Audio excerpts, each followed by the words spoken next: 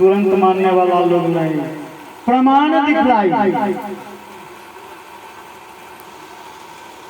अब नारद बाबा साक्षात देख लिए, उनकी जो हृदय की व्याकुलता थी उसका अंत हो गया। देख लिए कि दोनों बूढ़े युवा हो गए, भगवान का नाम भजन करने लगे, फिर भी उन्होंने अपनी चंचलता दिखलाई और सनकादियों से कहा कि हे कुमारों, ये दोनों तो स्वस्थ हो गए, अब मुझे आप कोई ऐसी कथा सुनाइए जिससे यह पता चले कि इस कथा के श्रवण से मुक्ति की प्राप्ति होती है। तो हुआ कि रुग्ण फिर स्वस्थ हो गए, मुक्ति मिलती है, इसकी कोई कथा सुनाइए। उतना से मन नहीं भरा नारद जी। सनकादियों ने कहा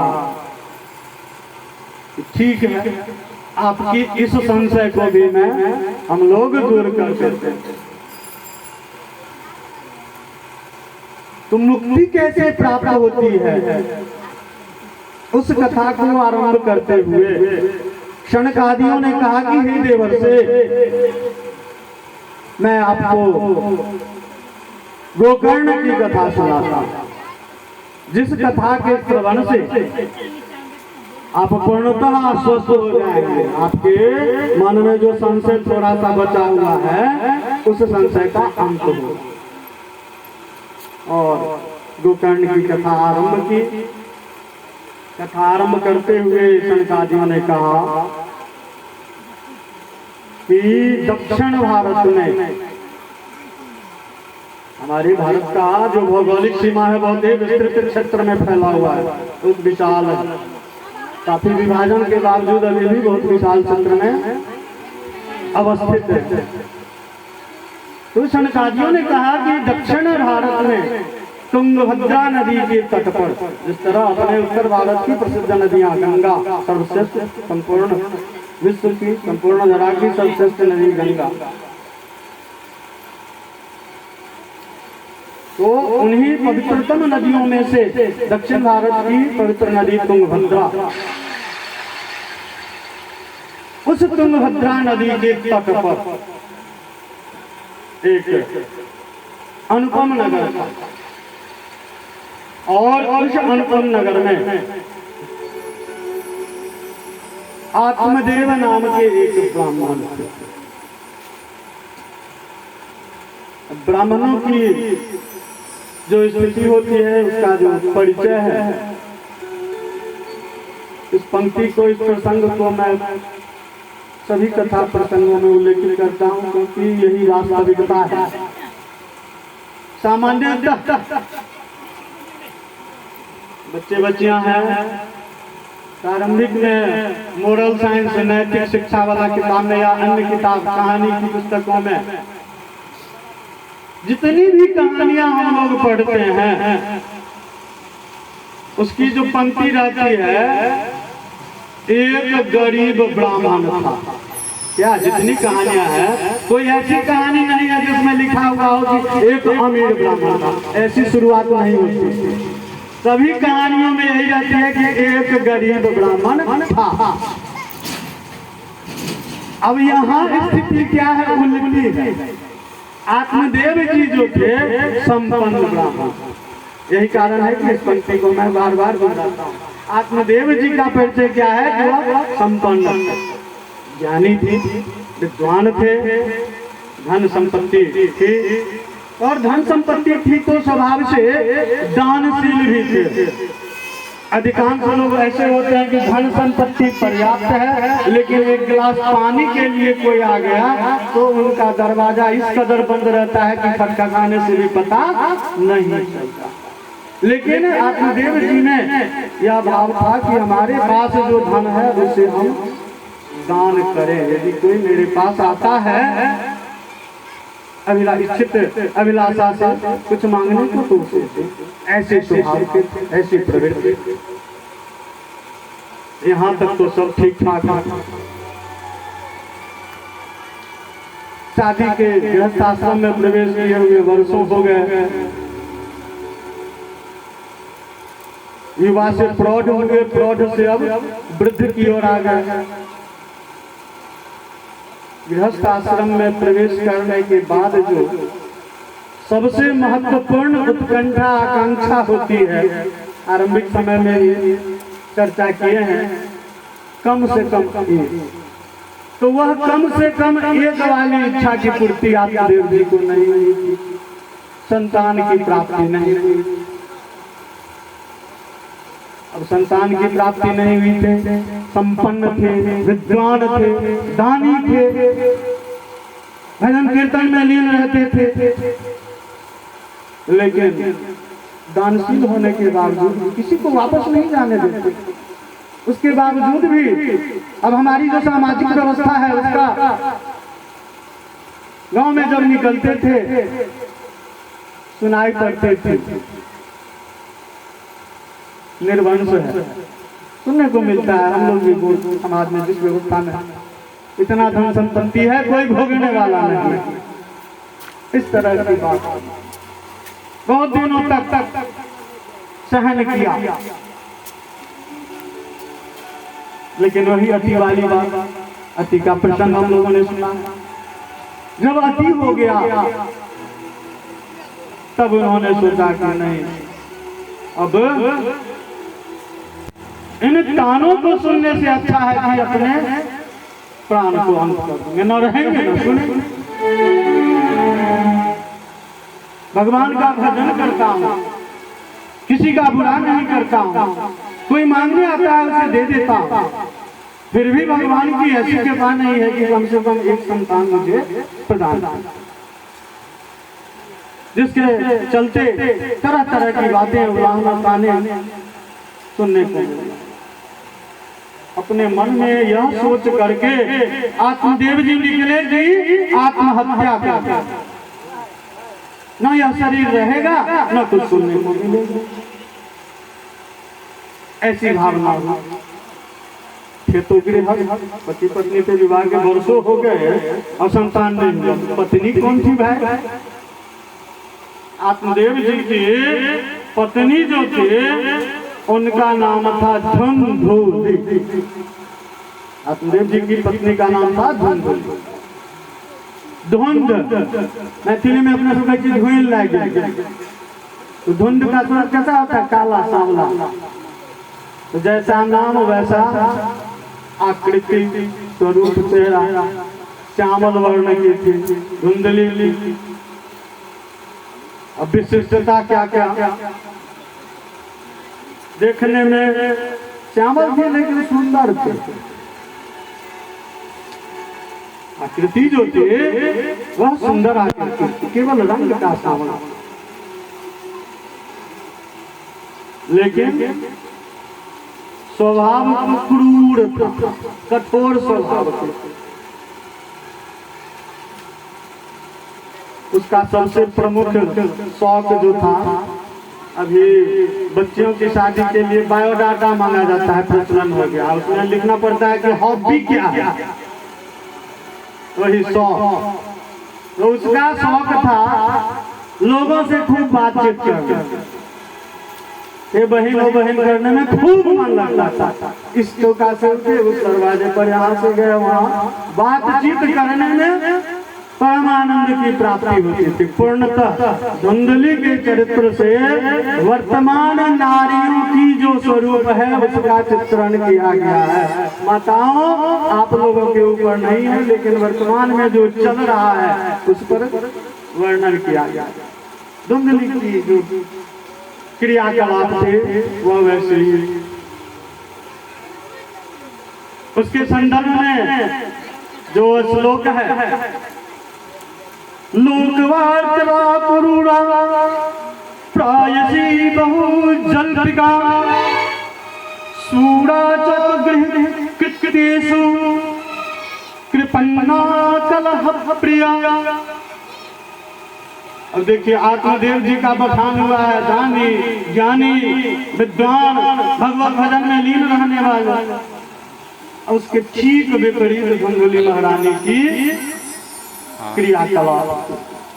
लोकवाक्यता, लोगों के साथ बातचीत करने में लीन रहने वाले, क्रूरा कठोर स्वभाव के, प्रायसी बहुजल्दी का, लेकिन देखिए अपने शरीर का बहुत ख्याल था उसको। लोगों से बातचीत करती थी, क्रोधित होती थी, तो क्रोध को शांत करने का उपाय क्या है? पानी पीते, पानी पिलाते हैं, लड़के से बढ़ जाता है, एक गिलास पानी दो, शांत रहता है क्रोध। तो हमेशा अपने हाथ में गिलास भर के पानी रखते थे कि झगड़ा होगा, क्रोध होगा, क्रोध होगा तो तबीयत खराब हो जाएगा, मर जाएंगे, फिर झगड़ा किससे करेंगे? तुरंत एक घुट पानी पी लेती थी। उसकी विशेषता थी कि प्रायसी बहुत जल्दी का, बहुत जल पीने वाले बात की। 2 लाइन कहा सुनी हुआ, एक बहन से एक घुट पानी पी के दूसरी बहन के यहाँ पहुंच, ऐसा स्वभाव था। अग्रह के पैसे तो जब बातचीत करेगी सखी बहन बात तो घर रहेगी, घर त्याग करके रहती थी, घूमती फिरती रहती। कृपण थी, आत्मदेव जी उदार, और यह कृपण सबसे प्रिय क्या था? कलह। बिना कलह के जो घर में भोजन करती थी वह पचने वाला नहीं। ऐसी स्थिति थी। अब दोनों का पति पत्नी का परिचय हुआ। आत्मदेव जी लोगों की तानों को सुन करके सहन नहीं हुआ कि भगवान है, मैंने कौन सा पाप किया पूर्व जन्म में, किस प्रायश्चित का यह फल मुझे मिल रहा है कि मुझे आपने एक संतान नहीं दिया, जिसके चलते लोग मेरे ऊपर ताने मारते हैं। ऐसी जिंदगी से अच्छा है कि मैं अपने आप को समाप्त कर दूं। यह भाव लेकर के आप जीवन छोड़ करके चले गए। जा रहे हैं, रास्ते में एक महात्मा से भेंट हो जाती है, सन्यासी बाबा से भेंट होती है। और सन्यासी बाबा को देखते ही आत्मदेव जी, क्योंकि ज्ञानी विद्वान, उनका अभिवादन करते हैं, उन्हें प्रणाम करते हैं। सन्यासी बाबा समझ जाते हैं कि यह विचलित है। उनके चेहरे की मनोदशा से भांप लेते हैं कि यह बहुत परेशान है। पूछते हैं, क्यों व्याकुल हो, क्यों व्यथित हो? आत्मदेव जी अपने हृदय की व्यथा, लोगों से जो तरह तरह के ताने सुने, सारी भावना उनकी समझ में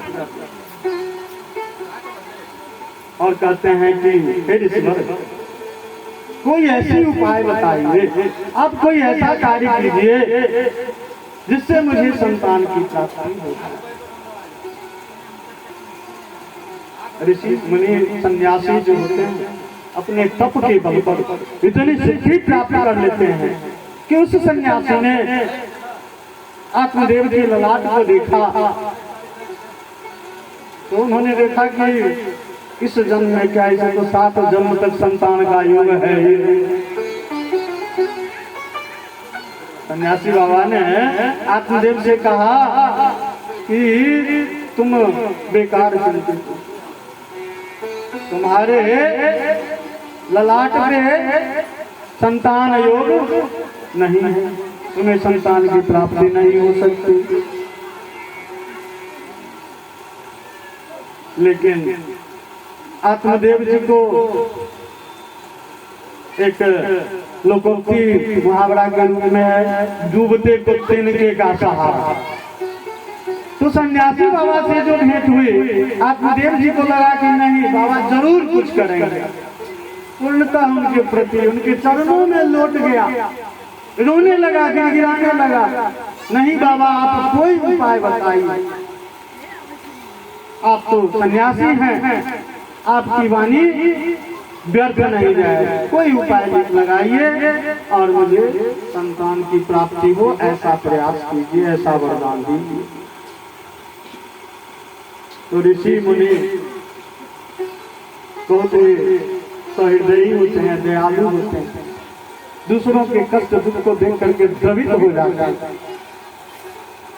सन्यासी बाबा ने आत्मदेव को उठाया, कहा ठीक है, एक फल दिया उन्होंने, और वह फल देते हुए आत्मदेव से कहा कि इस फल को ले जाओ, अपनी पत्नी को खिला देना, तुम्हें संतान की प्राप्ति होगी। अत्यंत मन प्रसन्न हो गया, सहज फल को ग्रहण किया, बाबा को 25-30 बार माथा ठोक ठोक के प्रणाम किया, जैसा हम लोग करते हैं, घरियालियां सुबह आते हैं, काम हो गया 25-30 बार, उसके बाद भगवान कौन है। तो आत्मदेव जी ने सन्यासी बाबा का अभिवादन करते हुए फल लेकर के बहुत ही खुशी पूर्वक लंबी लंबी डेग भरते हुए घर आए। घर आते ही शाम हो गया था।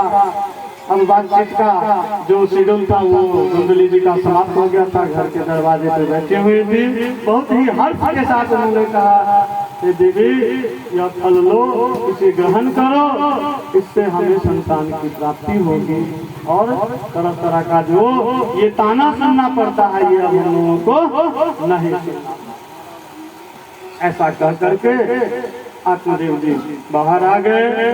कुंडली अब अंदर गई घर के। कुंडली का परिचय तो हम लोगों ने ले लिया है। बातचीत करने में मन लगता था, झगड़ने में मन लगता था। अब उसके मन में क्या क्या ख्याल आया। देवता साक्षात देव स्वरूप है।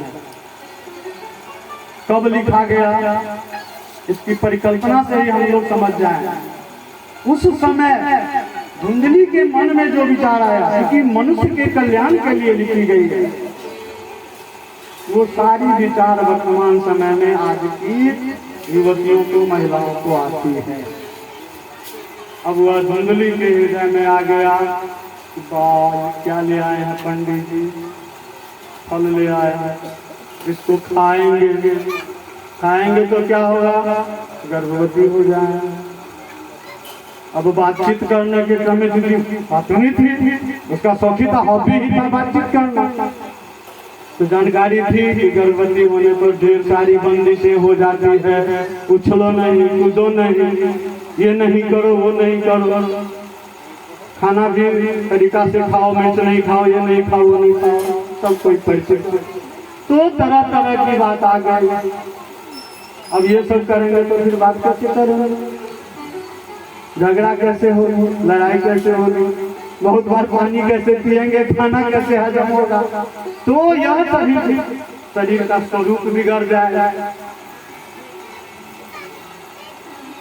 पूछा जाता है, बहुत दुख की बात है, डाटा दीजिए, हाँ आपकी बच्ची कैसी है, पूरा एकदम स्लिम बॉडी है ना। अरे जिसका स्लिम बॉडी नहीं है उसका शादी नहीं होगा।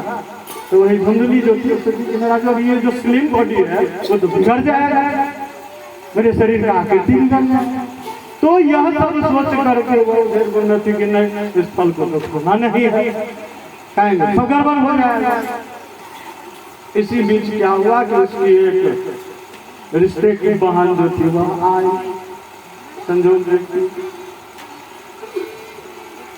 आ गई, और आते ही उसने कहा कि बहन भगवान की देखिए वह भी आई एक तरह से ताना ही मारने के, लेकिन उसके लिए वरदान हो गया, तत्काल वरदान हुआ।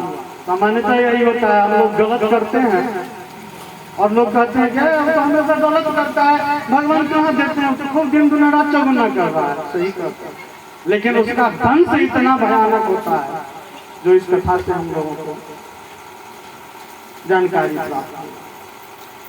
तो उसके लिए तो वरदान के रूप में वह रिश्तेदार बहन आ गए। आते ही के साथ बोली, बहन बड़ी खुशी की बात है, मैं गर्भवती हो गई, मुझे संतान की प्राप्ति हुई।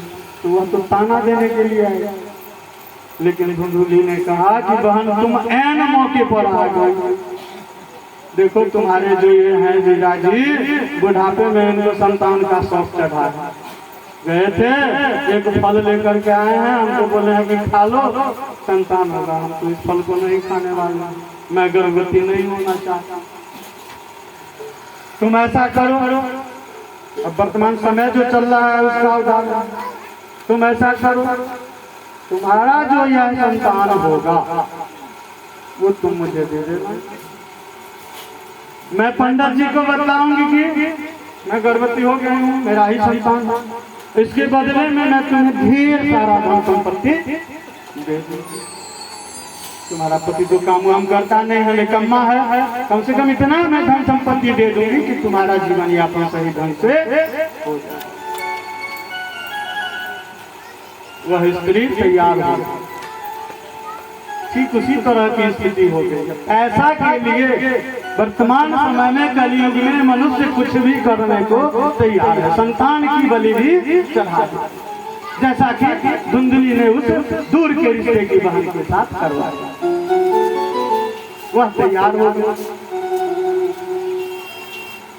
वह तो पुरुष से ही गर्भवती थी। दोनों ने निर्णय लिया कि इस फल को पंडित जी के यहाँ जो गाय फल को गाय को खिलाना। हो गया, समझौता हो गया, सब सेटिंग अभी चल रहा है, चुनाव का समय है, चुपचाप फलना था, तो वही चुपचाप सब सेटिंग हो गई, गाय को खिला दिया। निर्धारित समय हुआ, सब तो तय हो गया था। उस महिला को जिस पुत्र की प्राप्ति हुई, समझौता के तहत धुंधली ने जानकारी प्रदान करवा दी, पुत्र की प्राप्ति हुई। संपूर्ण नगर में आत्मदेव जी अपने संपन्न थे, अपने सेवकों से कहा कि मुनादी करवा दो कि मुझे पुत्र की प्राप्ति हुई है, क्योंकि उन्होंने तरह तरह के ताने सुने। सभी लोग आए, हर्षोल्लास का वातावरण हुआ, सबको उन्होंने दिल खोलकर पूरे मन से अपनी प्रसन्नता व्यक्त करते हुए दान दिया। अब एक ही समय में था, सन्यासी के द्वारा दिया हुआ था, फल खिला दिया गया किसी गाय को, गाय भी गर्भवती है। इस बच्चे के नामकरण की बात आई, आत्मदेव जी की इच्छा थी कि इसका नामकरण मैं कर।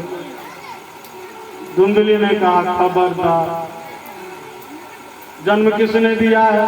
आपने तो केवल एक फल ला के दे दी, जन्म तो मैंने दिया है, कष्ट मैंने सहन किया है, नाम मैं अपने अनुकूल रखूंगी।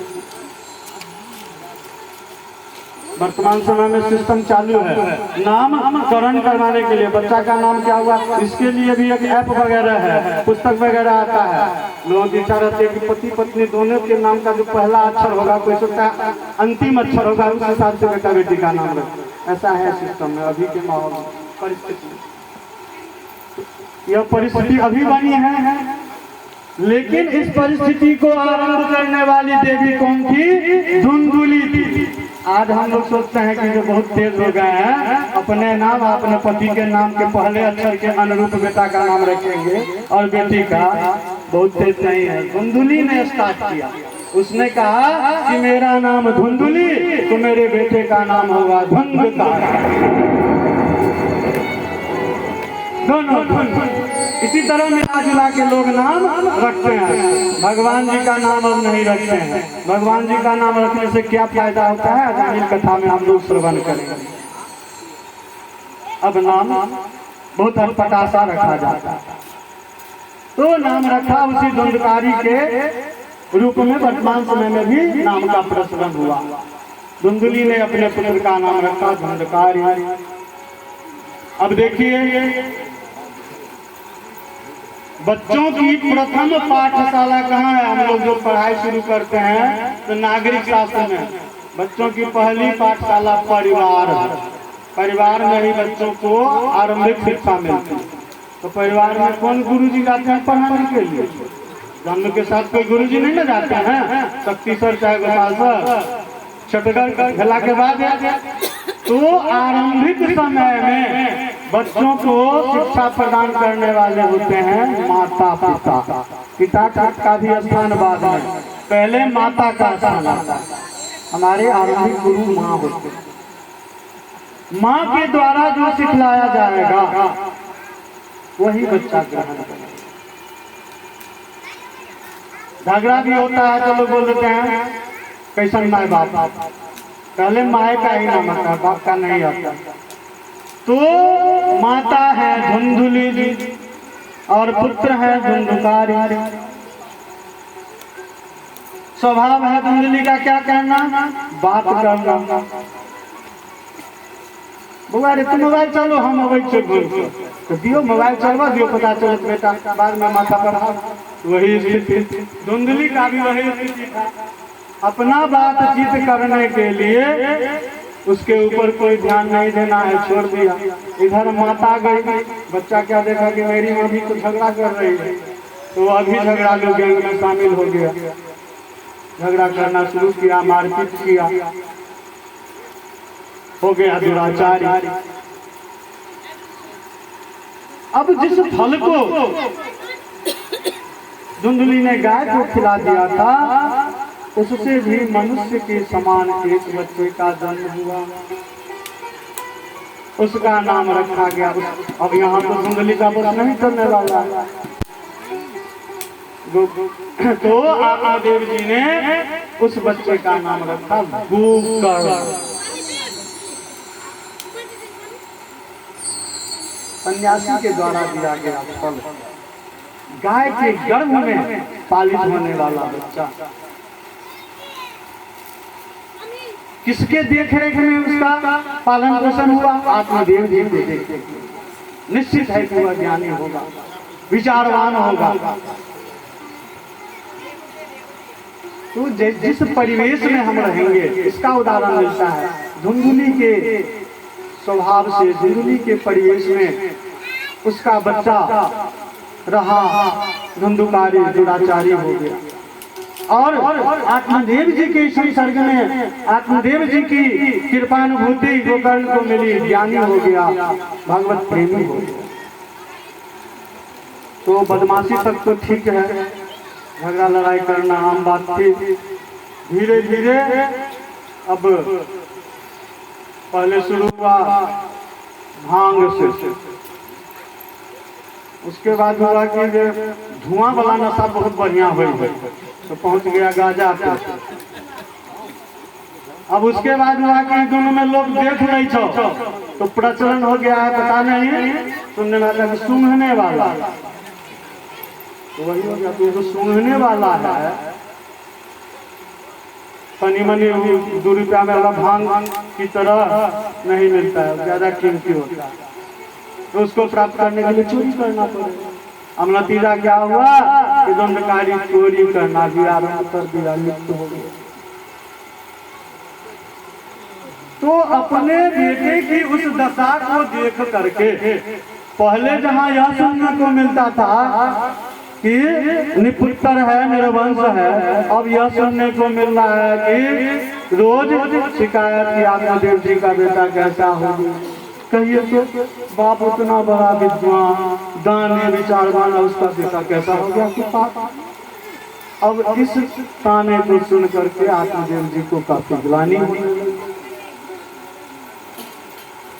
धुंधली से कहा, बार बार बात कहते थे, लेकिन झाड़ सुननी पड़ती थी। गोकर्ण से कहा,